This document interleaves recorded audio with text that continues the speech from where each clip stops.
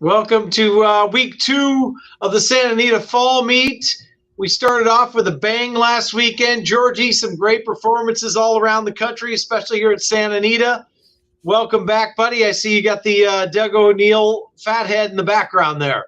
I got him in the right in the back there, and I got the Justify shirt over here in the closet. And Justify obviously is going to be a sire to be reckoned with for some time, and he's already produced some incredible runners and some that we're going to see over the weekend. That's right. And Gino, I see after 100 and how many wins? What'd you get? 111? 111. George has got the Santa Anita swag. I've got the Dodgers swag going on right now. And it's a nice weekend for the Dodgers because they can kind of just kick back while a lot of the other teams are playing. And I know that they won't lose this weekend, so that's nice. I know that coming on Tuesday, we'll be coming out of the weekend as just off to the side of me, the Padres and the Mets just started. So lots of baseball on the mind, lots of racing. We keep talking about how this is my personal favorite time, I think, of the sports calendar of the year, because now we have college football and the NFL. Baseball just jumped into the playoffs. I'm watching Laker preseason games. Basketball starting in like the next week or two, and that means college basketball is also starting along with hockey. And then the Breeders' Cup, our biggest couple of days, is a month away. So we're right in the middle of all these prep races. I think this is honestly the best time of the year in sports with so much happening. I would say with the exception of last night's football game, I could agree. I can't agree with you more.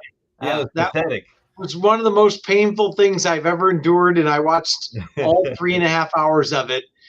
It was absolutely horrible, George. It was dreadful. It was tough. It was one of the ugliest wins I've ever seen. Both teams just couldn't have looked worse. You probably thought on paper when they set that game up for a Thursday night game, like before the year, that looked like a lot better game on paper, right? You're like, oh, Wilson to the Broncos now. The Colts, they've been a pretty competent team. Maybe Matt Ryan will help them out. And man, that was ugly. I had a friend that cashed a nice ticket on that. He played at 95-1, no touchdown scored in the game. Wow. And he had to survive overtime and still was able to catch. I said, oh, no, he's going to get a brutal beat in overtime now after all of that, but he still was able to get it home. There was one person I was following on Twitter that had the same bet, and at halftime, he had like a cash out amount, and it wasn't that much, and I didn't even know him, but I said, I tweeted, let it ride. Oh, yeah. Just watching the game, I mean, my goodness, they were brutal. Russell Wilson, I don't know if it's a shoulder. I don't know what it is.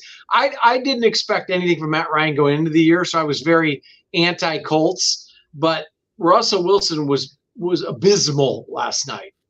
Yeah, he looked pathetic. I mean, he was definitely, obviously the whole team. But if you could pinpoint one guy, it was him. He made too many mistakes, and he just didn't look sharp at all.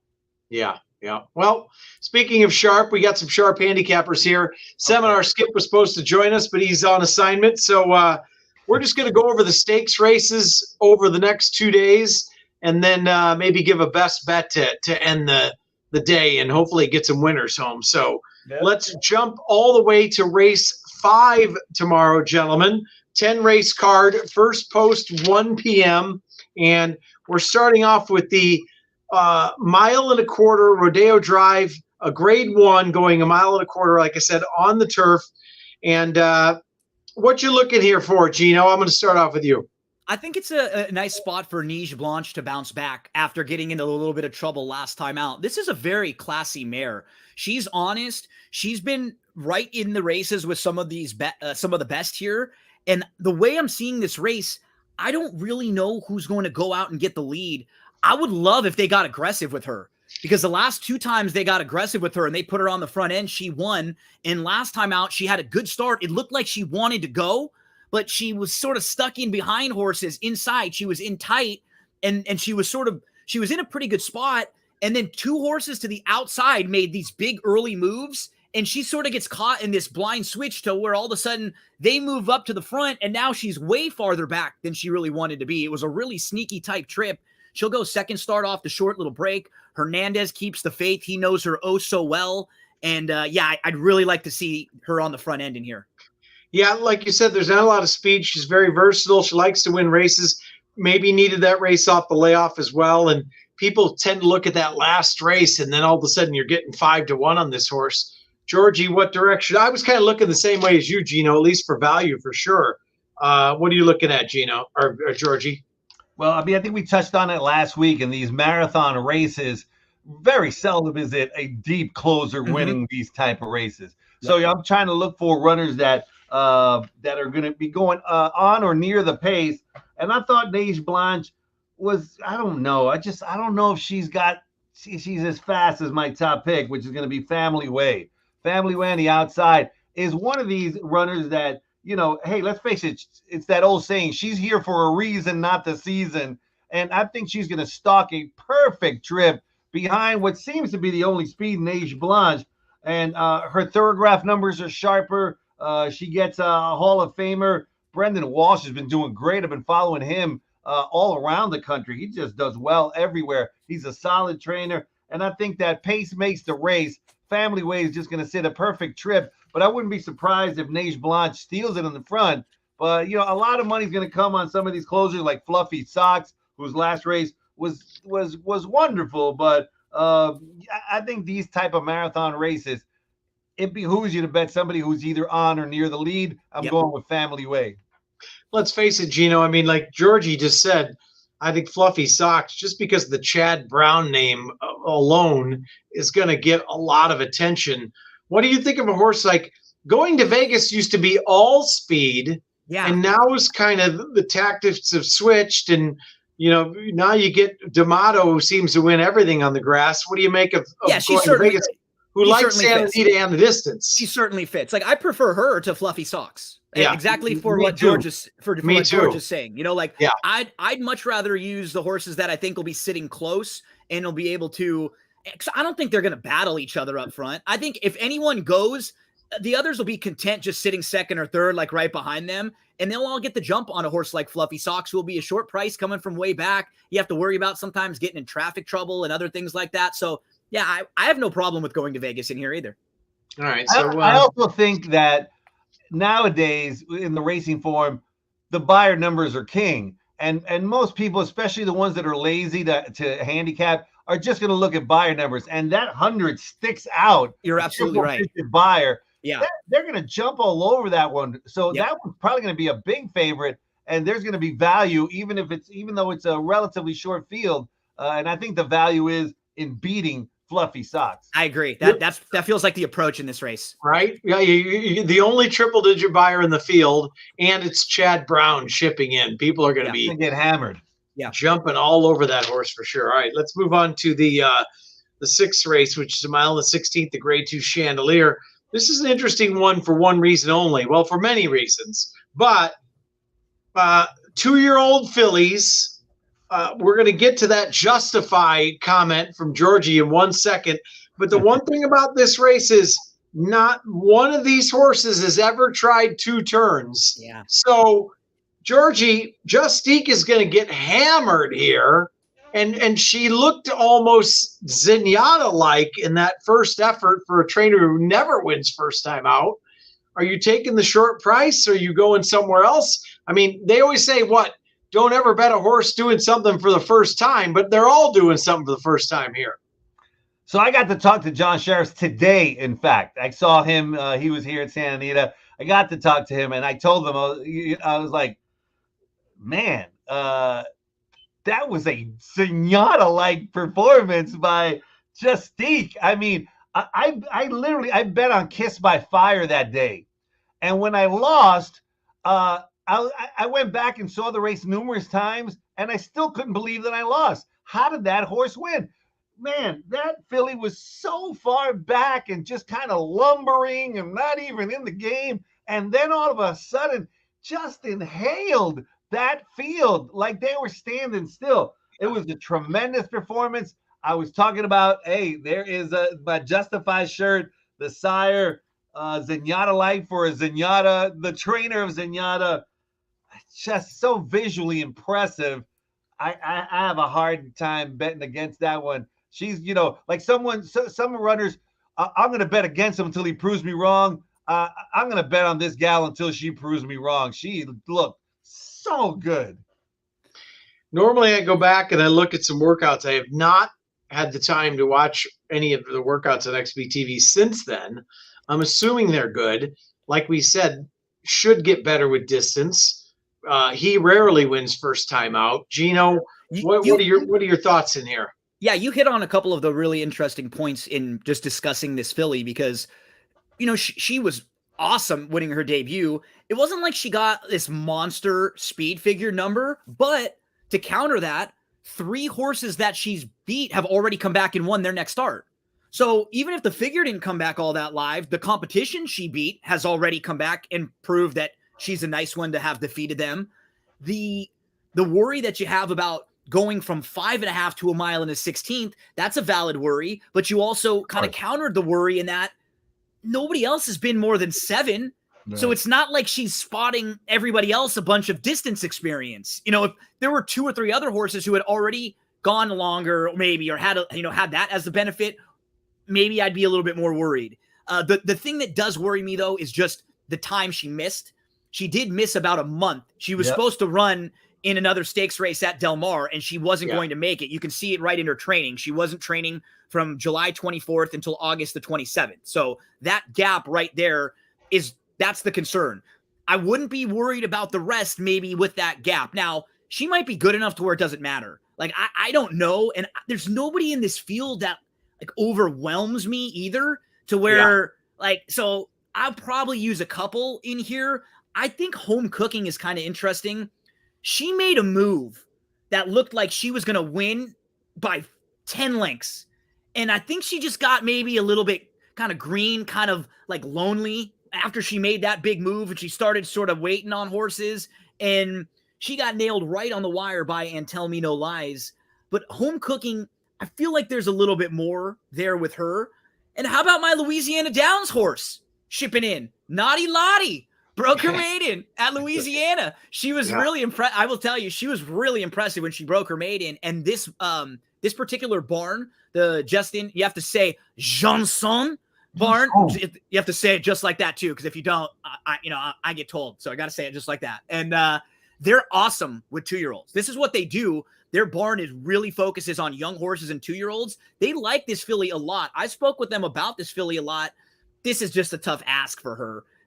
Mainly because if this was sprinting, I would give her a little bit of a shot. But she's also got to go long too for the first time and deal with class that's probably a little bit more than what she's dealt with. But Chappie, can the maiden improve here going longer? Ice dancing. Is it too soon to give up on this filly, the Mandela filly with Bristol aboard? I don't think so, because the one thing about Mandela is another thing that we know. Mandela is super patient, and this could have been the 2 sprints to a route angle all along that he was looking to do, which is in another race, I think later on or tomorrow, there's another horse that could be the same angle that we'll talk about down the line. But no, I don't think so. I think this horse could just want long. We know how patient Mandela is, just like Sheriff's. That's why you go back to the Sheriff's thing. Like when Georgie says, and on the right, it says, not to get back to that horse, but inhaled foes. I mean, the last 50 yards, it was awesome. She ran by them like they were standing still. Yeah. It was awesome. Yeah. And my note on Home Cooking was, how did she lose? Because she looked so home, and then if you watch that replay, if you stop with 50 yards to go, you say this horse is 1 to 100. Yeah, you can't lose this race. I mean, top of the lane too. When she's taking the lead, it's like, oh wow, this one's gonna. And I wonder if she just lost a little bit of focus there, kind of getting out there on your own. So this race here, it starts at pick 5, and I'm telling you, I think I'm going to try to use as many as I can. This is a wide open race. The only reason this race is very intriguing because I want to see Justifique. You know what I'm saying? Yeah, I can't wait to see her. She's no lock to win. There's some others that would have better thoroughgraph numbers. A couple of Baffords. You know, your runner actually has the best Tomlinson number for the distance. The Naughty Lottie. So might love the distance. Yeah. I mean, there's many ways to go. There's no way I'm saying I'm endorsing that one as an easy winner. It's probably maybe you'll get all a 2-1 or more. But just the visual of how she won, I can't wait to see her again. Because George, it's cool when horses are really fast and win, but I don't know, it doesn't do the same for me when you see the horse like the Zenyatta's, because when you have to watch them pass everyone and maneuver through traffic and weave in and out, there's something about like the hairs on the back of your neck that kind of stand up a little bit goes more. all the way back to Silky Sullivan. I mean, why was Silky Sullivan talked about in the year 1800? Because of the style. Everybody loves that style. It really was eerily Zenyatta-like because of the finish, because of just exploded late, and because it's John Sheriffs who just literally gives them a race, lets them do it on their own. So she clearly had that much talent to just blow by him. So, tomorrow it's the acid test, but it is for all of them. And the 2-turn test is really what makes it really intriguing. So, all right, let's move on to the final grade 1 of the day, which is race 8, the mile and the 16th, the American Pharaoh, gentlemen. 2-year-olds again. Gino, what now there is a little bit of 2-turn experience, and there's a couple of them we'll get to that's a great Bob point. Baffert that obviously are going to take a lot of talking about. So Gino, is it all Cave Rock, or what are you thinking? Well, I don't. Cave Rock has been awesome, right? I will not discount what Cave Rock has done, but what are the other Bafferts going to do too? Are they going to come from off the pace?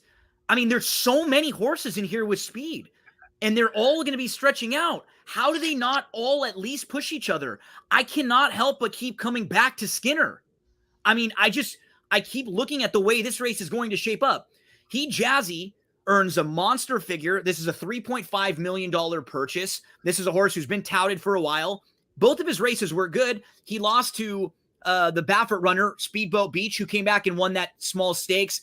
Did it sort of like workman-like? I think we may have seen why that horse was in that race, right? Because I don't know how much farther that horse wants to go, but it's a nice horse. That was a track record that day. They were flying. They were flying that day. Absolutely. Jazzy was good. National Treasure was good and was very fast. Cave Rock was good, was very fast. I mean, you even have horses like Manchild, who I think is going to be flashing speed, stretching out. McNamara showed speed last time. O'Donata showed speed last time. Almost every other horse in this field besides Skinner, I'm projecting to be right up on the lead or probably close to it. Skinner was last behind Cave Rock on September the 11th, was about 10 lengths off and kept to the inside, moved in between horses, tipped to the outside, and really showed some late interest for third. It's a lot better than if you just see third beaten 9+ lengths. It was a nice race, and that was the progression from 5 now to 7, and now you get a horse that, I know they haven't won, but this is a horse who should benefit stretching out and get the trip in here. I really like this horse in this spot. I think Sheriffs is live in both of these 2-year-old races. Well, George, before we get to Cave Rock, I'm going to kind of tie in Skinner and Jazzy. Skinner seems like it's a Curlin, first of all. So probably this was the plan, even though they went in a grade 1 last time, which is very aggressive for John Sheriff. So clearly he thought he had something. But you got to think the 2 sprints to a route angle was the long goal here for a Curlin for John Sheriff's. But Jazzy, maybe that's one of those Bafferts. Everybody expects Baffert to win every time, first time out. Well, first of all, he ran against himself last time, and the other horse broke the track record. But maybe this $3.5 million horse, it was all about waiting to go 2 turns. So that being said, I know, George, you're a Sheets guy. Did Cave Rock just run off the board with the sheet numbers, or are you looking at some of these horses who might improve tremendously going 2 turns? I have a lock in this race. Lock of the year.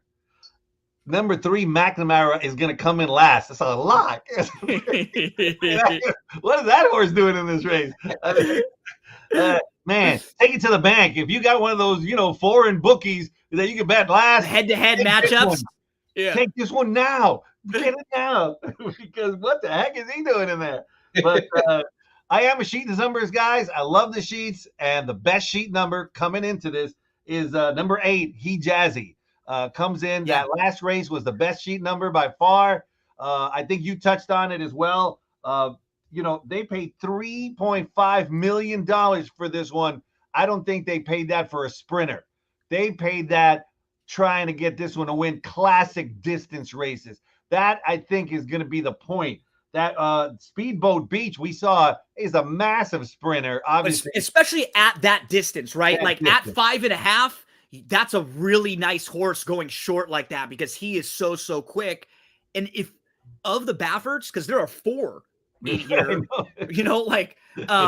this sort of feels like with the outside draw and with Mike Smith aboard, he might be able to sit, right? I think agree. Just off of him, maybe just reading into the context clues of the way he's drawn with Mike aboard. If any of them can sit maybe just off, I think he was the one that may be able to get that trip. And let's go to Cave Rock real quick. Cave Rock is also an Arrogate and has just run like a monster both times out. But and maybe this horse is just a freak. But if you beat Cave Rock, even with the Jazzy, Cave Rock is getting 4 to 5 on the morning line. This horse is going to go off at 2 to 5 or 3 to 5 in this race. So if you beat that horse in the pick 5 sequence, it's going to play much bigger. I think Cave Rock is going to be a single on many tickets in tomorrow's sequence, George. And I think that he's beatable. I mean, I think what I'm saying.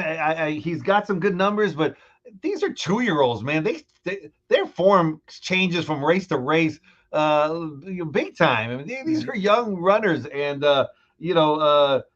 there's some others in here. The other Bob Baffert, National Treasure, look good and earn a real good thoroughgraph number. That one can stretch out as well. But I think Hijazi, I think they paid that kind of money, and they said, you don't have to beat. Don't worry, you don't have to beat Speedboat Beach. That's okay. Just kind of get a good race into them. Let's get them, as you mentioned, 2 sprints to a route. That's a commonplace, especially for runners like this. And Mike Smith, that's all he does is he loves coming from behind with that golden left hand that he's got. So I like Hijazi and some other ones as well. And you know who I'm rooting for? I'm rooting for Edwin Maldonado. Man, at one point, I remember the Candyman came here. We thought it was going to be one of the best jockeys here in the colony for sure. He never really lived up to that. But lately, he's been showing some talent. Bob Baffert's been going to him. He's really delivered. He really has delivered. And so I'm kind of like rooting a little bit for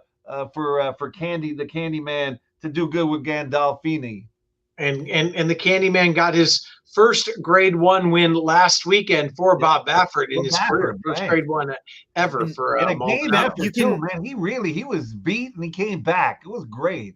You can kind of read in sometimes when Baffert makes comments about certain horses, and after Hijazi finished second, after the weekend when he was kind of reflecting on Hijazi and Cave Rock, he made a comment like, "Man, I should have run Hijazi in the Grade 1, as a maiden, because he actually ran that well and he actually earned a bigger figure than Cave Rock did." And so I almost think that there's some he tips his hand sometimes to the horses that he may have a little bit of favoritism towards, or maybe he thinks are a little bit better. Like he'll make comments sometimes. And I think he still thinks this might be the one. What's funny too is on August 20th, when Hijazi debuted, I think that was the last win I've actually had in a long time. But I was down in the paddock right next to Hijazi, and I'm like, this horse does not look like a sprinter. And so I actually singled. That was in the 5th race. And I think Georgie tweeted out, all he needed was the Hijazi to hit the pick 5. And you didn't you? And I singled the winner there, which was the first D'Amato, time, right? It was the first time D'Amato, Classical cat, because I like the works, and I was like, this Hijazi looks more like a 2-turn horse So Yeah. I didn't have the heart to tell George, I actually singled against you because he was like, how many times are you alive? You need a 2 to 5 and you can't even get it home. I know. Oh, brutal. But Many times. that's the last time I think I've cashed a ticket, actually. So it's not saying much. But anyways, before we move to Sunday, and we will get to the best bets at the end of the day, it doesn't have to be a stake race. Do you guys have a horse you want to talk about anywhere else on the card, or should we move on? We'll save our best bet to the end. Doesn't have to be a I have stake. one on Saturday, I guess. Then, Okay. since if we're talking Saturday, and it's Sure. just right out, it's right after. It's in the 9th race. The only thing I don't like about this horse is the draw, the rail, Kentucky Pharaoh. But I love the template of this horse cutting back down the hill with the recent races. Last time out, this is a horse who was kind of tucked inside and then loomed up and then just was a little bit flat going a mile. 2 starts back, got the lead, and ran really well. Finished 4th behind Bran. Bran went over to Kentucky Downs and won a grade 2 next time out. I think it's a good spot at 6.5 for Kentucky Pharaoh. So that's a horse who I'll definitely be using in late pick 4s and late pick 5s. And I think he'll be like 8-10 to 1-ish right around that morning line. So throw that one into any kind of late exotics that you're playing. Kentucky Pharaoh in the 9th. I think because Jack Sisterson's we know he's a good, capable trainer. He's had a slow meet. That horse draws the rail. I think you're going to get higher than 10 to 1 on that horse. So, I love it. So I too, love yeah. it. Yeah. All right, let's move on to Sunday, shall we, gentlemen? More graded stakes, and we're going to go right to the 5th race once again, which is the Grade 3 Surfer Girl. Excuse me, $200,000 for fillies going a mile, and two-year-olds once again. Georgie, which way you leading here? Is it Comanche Country? Is it a lead pipe dead cold single? Or are we heading somewhere else? Well, I mean, it's funny because you see some of these races, and we've seen races where Baffer's got 3, and then you go to turf races, and the turf races seem D'Amato's got 2 or 3 in every big turf stakes. They dominate the stakes here, whether it be on dirt with Baffert or with the Sultan of Sod, as I call him, Phil D'Amato on turf, and he's got a couple of runners in here that both look to me they could easily be 1-2 in the exacta. And even though Excelia was beaten by Comanche Country last time out, I think it's got some upside. I think that was her first race in the country. A lot of times, either they do great, but sometimes they need that little race to get acclimated. And boy, did she look good at the top of the stretch. I mean, she got gunned down by Sell the Dream and, of course, the other D'Amato. But, man, I thought it was a great first time in the States kind of race. And if you look at Comanche Country, she won her first start in the States, but then improved big time second time, which is a D'Amato kind of MO. So I think Excelia is going to improve, and I'm going to be betting Excelia, the other D'Amato, but I think both of them can come in 1-2 in a rather competitive Surfer Girl. Yeah, there's nothing wrong with, like he said, betting Phil D'Amato on the turf these days here, Gino.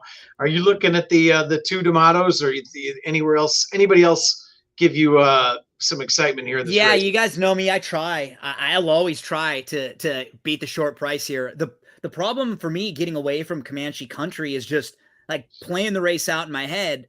I have Fast and Shiny. That'll be flashing some speed. Cast member stretching out from a dirt sprint. So I'd imagine they're going to be flashing speed. They were right on the lead last time out.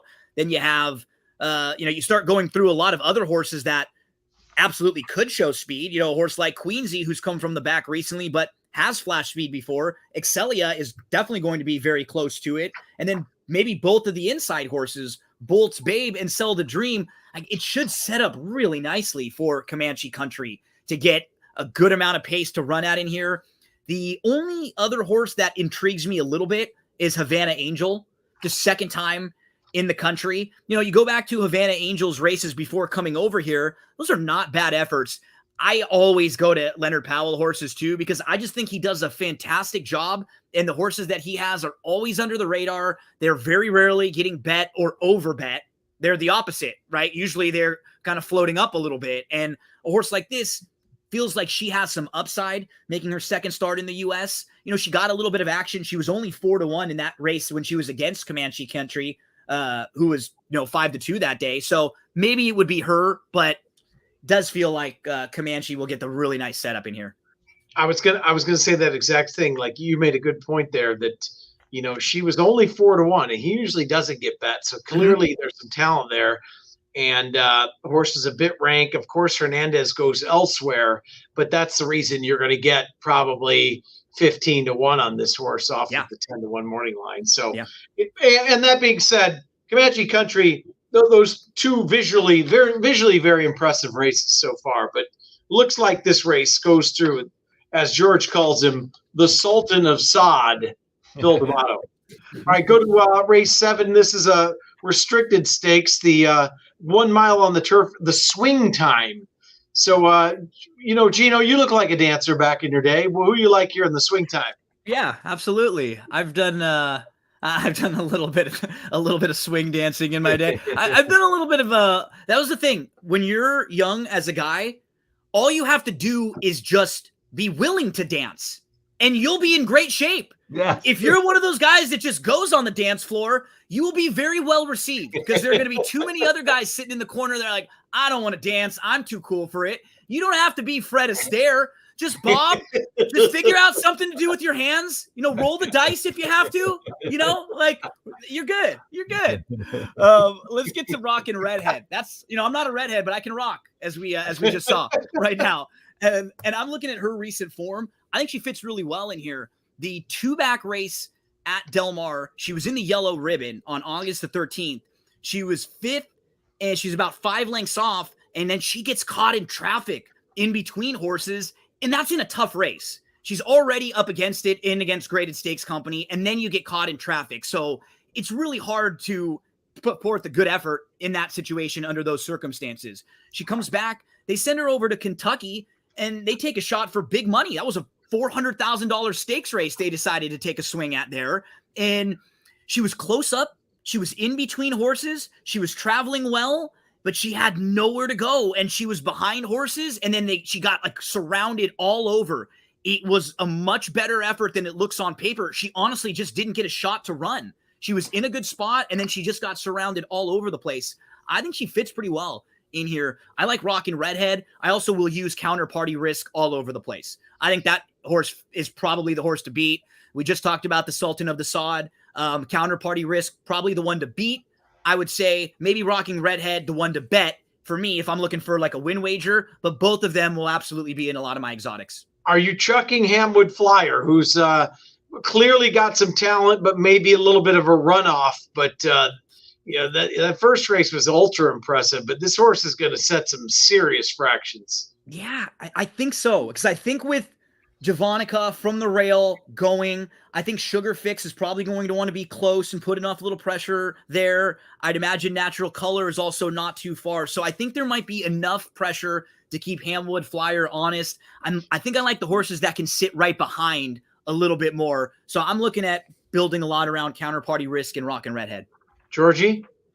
All right, so I really like this race a lot, and it's certainly last week I was singing the praises of Barrios. That was all. I had T-shirts made. They'll be here next week for the show. Printed right now. His agent wanted to give me a check today. I saw Mike Burns, and he was like, "Give me your address. I need to send you a check." And he came in second a lot. They did good, for him to be second. But today I'm singing the praises of Edwin Maldonado. There we go. I talked about him earlier, and I really like Sugar Fix quite a lot in this race. You talk about thoroughgraph numbers is the key to my handicapping. And if you go down the numbers, the best numbers in the race belong to Sugar Fix, except for Natural Color. Natural Color's got a little bit better, but they were earned at Santa Rosa. And, I don't trust those Santa Rosa numbers as well. But Sugar Fix earned hers at Kentucky Downs, at Gulfstream Park. Some really good competition. And that last race was ultra impressive. Impressive enough, she must have looked for, Bob Hess to throw down $62,000 for this one. She comes in, except for Natural Color, with the best last race thoroughgraph number, and she's run that number consistently. She ran a 6, a 6, a 6, a 6. Haywood Flyers never run a 6. Javanika's never run a 6. Warren's Candy Girls never won a 6. Party Risk has. So Counterparty Risk got some back numbers that, make her dangerous, and she's going to be my second choice. But I like Sugar Fix. I'm rooting for the Candyman. And so you got some sugar. I was going to say, what kind of candy are we talking there? Oh, baby. That's like those. We're talking like those pixie sticks that are straight sugar. Oh man, that's just right. That's just straight sugar. Yeah. Do I have to have new T-shirts made up for next week, George? The Candyman. Yeah, we got to do it. With with one of those pixie sticks. Yeah. I love it. I love it. Captain says, "Sweet." So we're all kind of in agreement here. I think that the swing time is a little bit. It's a difficult race, right? We could get a little bit of a price in here. I'm with you guys. All right. We got one more stake here, and I think this is a very interesting one. Let's move on to the 10th and final.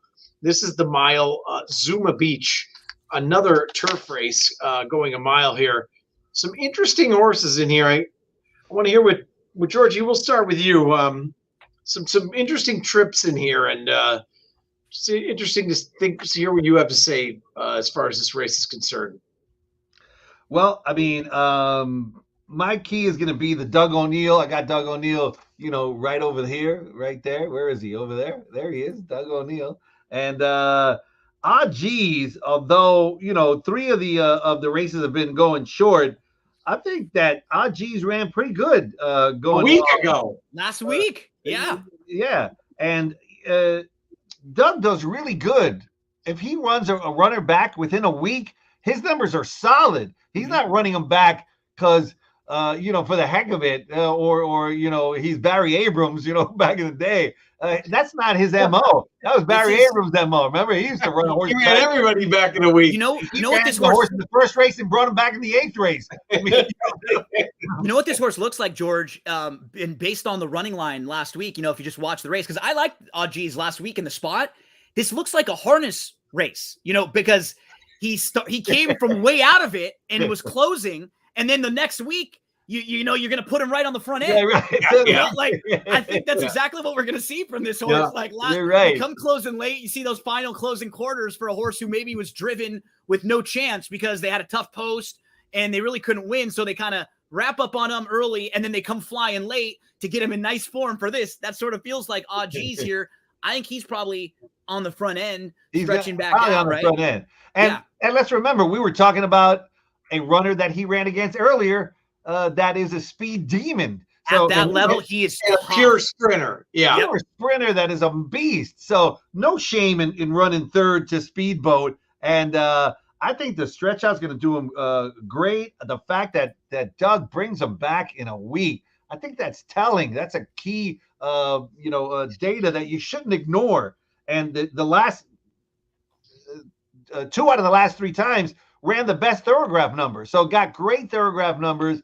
So many angles and positives in Geez' favor. So, Geez, I'm going to go with him. Geez. Georgie is all over Geez. We all liked that horse last week. Speedboat Beach just proved to be too much. I actually thought that Geez got up for second. That horse is absolutely flying last time out. But Gino, which way you heading? And this is a tough race. I've got a little bit of an opinion here, but whatever you have to say. Yeah, I think there are 2. I mean, you were hitting on trips. Like if you're a trip handicapper and someone who likes to go back and watch replays, you have a field day with this race because there are like 5 or 6 horses who have had some brutal trips as of late. So I'll pinpoint a couple of them. Dandy Man Shines is the one that I go to. He was making his first start in North America, and this was a horse who was coming off of a graded stakes race already in his second start, and he ran right into traffic. I mean, he was traveling really well. He has to wait behind horses. And then again, in the stretch, when he starts to move, he's trying to hit this spot and the spot just squeezes and he has to get backed right out of it. Like multiple bouts of trouble. I think if you're playing any sort of pick 4s or pick 5s, he's a must use on your ticket. You really want him closing it out. And For a Laugh was pretty impressive in that win. And Valiancer has had pretty much brutal trips in all of their starts. Those are probably horses that'll be on my tickets in pick 4s and pick 5s. And I kind of lean Dandy Man Shines on top of some of the others. Well, you and I are going to be sitting on the same horse in the finale because I'm taking a liking to Dandy Man Shines, and I think that horse is very well met. Is very talented. Had a brutal trip. Packs a wallop. I think with Mikey up again is 1-2 in a row is going to take a lot of money. And I think the other Mullins of the three Mullins in a row, the 4, 5, and 6, Dandy Man Shines is my play in the finale. So, all right, that does it for our 2 days. So let's go back and give a best bet. Or George, or I actually, already got Kentucky Pharaoh. So yeah, I gave him one of mine for Saturday already. There you go. Okay. Do you have another play? Anybody else you like in here, or are we just going to go to our best bets, George? If you want, we can go to the best bets. That's fine. Okay. Saturday or Sunday, Georgie Boy's best bet, and it's not Hector Barrios, I'm guessing this time. It's not Hector Barrios, but it is a jockey who won today, and Pereira, and it is Sunday in race number 2. You know, I don't know. I'm looking for my chalkboard because it's chalky, but I really like Careless Kitten. I know he's 0 for 17. But man, he is just sitting on a win, just knocking on that door. And I think that door, it's just a weak field, absolutely terrible, atrocious field that Careless Kitten number 8 has run into. And man, if he can't win here, he's going to be a single for me everywhere. I hate betting runners who are 0 for 17, but you got some pathetic runners in here. And Careless Kitten, I think, had all kinds of problems in the last race. I think this is my best bet of the most probable winner of the weekend is Careless Kitten. So Georgie's most probable winner of the weekend is an 0 for 20 maiden. I know. But you know what, George? 17. You were giving yourself a hard time, but you weren't very chalky today. Last week you were a little chalkier. Today, right. Today most of our racers that we talked about, you went against it. So yeah, everyone can go for a chalk every now and then sometime. And you are right about that field. That's like a process of elimination field. Like you start going through the field horse by horse, and it's like, where do I try to beat this horse? You really can't. That might be like a single spot in early pick 5s and stuff on Sunday. That's one of those ones where, like George just said, 0 for 17 or not. If that horse doesn't win that race, he's never going to win again. Remember, just like the Thursday night football game last week, you can bet on it, but you don't have to watch it. You can just look at the results afterwards and see. Like you can just close your eyes while the race is going. As long as they get up and win, that's all that matters. Nothing can be more ugly than last night, but this might be close. But it's like I am not going to bet on Justifique, but I can't wait to see Justifique. I'm going to bet on this one, but I don't know if I want to watch the race. I don't even want to see it. Yeah. All right, Gino, what's your best play of the weekend? Yeah, I'm gonna go back to one of the races that we were already talking about, the stakes race, and I'm gonna go to Niche Blanche, the number 5 in race number 5 on Saturday. I think it's a great spot. There's not a lot of speed in there. I think if you're playing in early pick 5, throw in Niche Blanche along with maybe the outside horse that George mentioned, the one that's shipping in for Brendan Walsh Family Way. Maybe you just kind of double up in there. If she's like 7-2 or above, I think that's very fair value if you're looking for a horse to bet a win wager on. And what's nice is it's an important race because it's the closing leg of the pick 5. It also kicks off the pick 6. So it's one of those races that you want to make sure you're right about. Hopefully we can be right about her. And she's actually one of the props in the Santa Anita Pick'em prop contest this weekend. Look at that transition right there. Man, that's why I make the big bucks. And you know what? How about a double transition? Tonight, 7:00 p.m., we have a preview show for tomorrow Pick'em prop contest. We go about 30 minutes. My buddy Eric joined me. We already recorded it, so it'll be going right after, right around 7:00. And it shows you how to sign up. It's totally free. We pull up the website, and then we go through each of the 12 props, and we share some of our analysis on how we might play those props. So every single Saturday and Sunday, these contests have $1,000 given out to the winner. And then you can also stack a bunch of selections, and you can win like a cumulative prize at the end of the meet if you play in each and every time. So the best way to build your bankroll is free stuff, because it only goes one way. You can be awful and it doesn't come out the other way, Yep.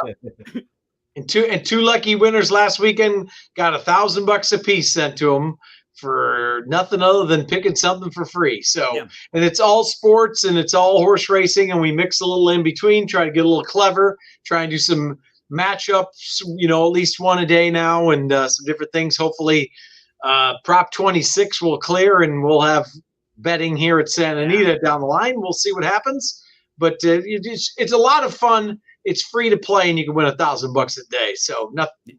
You can't beat that, right? Yeah, if you're not sure what we're talking about, just come to my Twitter at It's Me Gino B at 7:00 Pacific time, and there's a little tutorial. We show you how to do it. Pick'em.santanita.com. That's the website. You don't have to enter any credit cards or anything. Like no deposit. You don't have to. All you do is register an account and then just click to put your entry in. So it's really simple. It could take you just a few minutes, and we'll give you a little extra help if you didn't know what to do on one or two of the props. I love it. All right, those are different props, not the prop 26 that we need later on. Different props that we're talking about. That's right. All right, my best bet's going to be in the last race on Sunday, the Zuma Beach. I'm going to go with the 4-horse Dandy Man Shines, who had the brutal trip, 4-1 on the morning line. I think we're going to get every bit of that. Those races, the only tough things about those is a lot of times the trip makes everything, right? Full fields on the turf. Yeah. You got to have some luck involved, that's for sure. But that's why you can get a price. And I like to take shots in races like that, because if you're right, you get paid. So that's my play of the day. So, gentlemen, any final last words? Gino? Another good weekend of racing. Keeneland opening up too. So, I mean, what better type of weekend days for us? So we can kick back tomorrow, watch a bunch of college football, play in the Santa Anita races all day, play some Keeneland, get a good idea. A lot of these horses getting their final preps in before the Breeders' Cup. Then on Sunday, same thing with the NFL. So just awesome weekends ahead. If you ever need any additional help, I cover every NFL game every weekend, and we cover college football stuff. Did a baseball Dodger preview too on That's What G Said podcast, and it's always free analysis. Good background noise, good stuff to throw on in the car while you're driving around or while you're handicapping and prepping. You can just kind of toss it on in the background. So hopefully we can lead you to a few winners. I love it. And Georgie, plenty going on in Santa Anita the rest of the meet. Looking forward to it. Obviously culminating. Not live here, but the Breeders' Cup at the end of the meet. So should be a fun October for sure, right, George? Yeah, it's going to be great. All October, we're going to have Oktoberfest, those festivities, and I'm going to be emceeing a lot of games and drinking and having a fun time. And talking about props, I want to give final props on the show really quick from my end to Raul Gutierrez, who works here, and he celebrated 25 years. And I tell you, this guy, I mean, he works so hard. He's one of the hardest workers I know. He gets so much stuff done. You need something done, Raul is there for you, and he's been here for Santa Anita for 25 years. And so props to him. Congrats, Rob. Awesome. He's just a great person. All right, well said, buddy, and we'll end it on that. So, gentlemen, let's get him this week. And Georgie, who are we on this? Who's your T-shirt going to be made? Edwin Maldonado. Edwin Maldonado this week. Yeah. Each week we're in the candy. Candy man. New T-shirt every week. All right, let's get him. We have some winners, and we'll see you again next Friday night for another preview. Thanks, guys. Thanks.